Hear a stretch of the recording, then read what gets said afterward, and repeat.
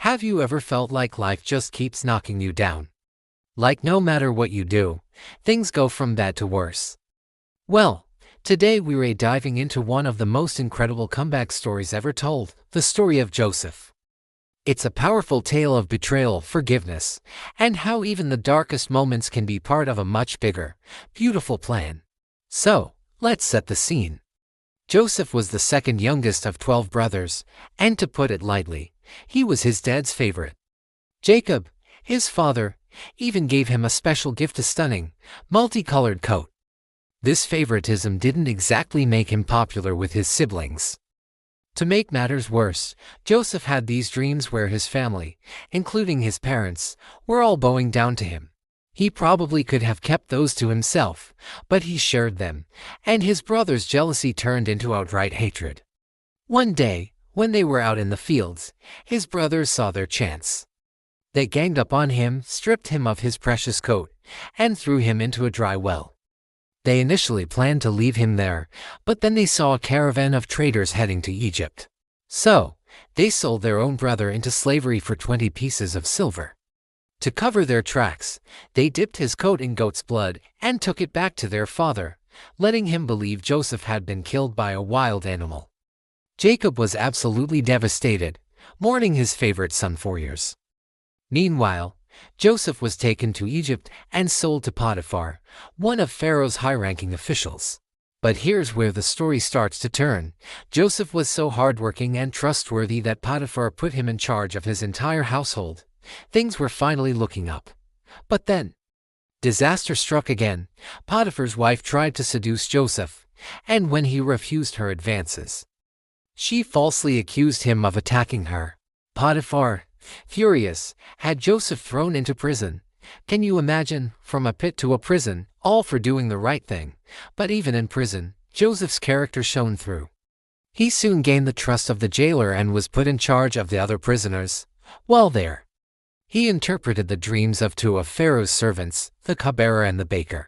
His interpretations came true exactly as he said. The cupbearer was restored to his position, and the baker was executed. Joseph asked the cupbearer to remember him to Pharaoh, but once he was free, the cupbearer forgot all about him. Joseph was left to languish in prison for 2 more long years. Then, Pharaoh himself started having troubling dreams that no one in Egypt could interpret. He dreamed of 7 fat cows being eaten by 7 skinny cows, and 7 healthy heads of grain being devoured by 7 thin heads. The cupbearer finally remembered the young Hebrew man in prison who could interpret dreams. Joseph was summoned before Pharaoh. He explained that the dreams were a message from God. Egypt would experience 7 years of incredible abundance, followed by 7 years of devastating famine. He advised Pharaoh to appoint a wise man to store up grain during the good years to prepare for the bad. Pharaoh was so impressed with Joseph's wisdom that he didn't just take his advice, he made Joseph second in command over all of Egypt. At just 30 years old, the former slave and prisoner was now one of the most powerful men in the world. He spent the next 7 years gathering and storing immense amounts of grain. When the famine hit, it was severe, affecting all the surrounding lands, including Canaan where Joseph's family lived. Back home, Jacob sent his sons, all except his youngest, Benjamin, to Egypt to buy grain. And who did they have to appear before to get it? Their long-lost brother, Joseph. They didn't recognize him, but he recognized them immediately. After a series of tests to see if their hearts had changed, Joseph finally revealed himself. "I am your brother, Joseph," he said, "the one you sold into Egypt." His brothers were terrified, but Joseph's response is one of the most powerful moments in the story. He told them not to be angry with themselves, saying, "It was not you who sent me here, but God.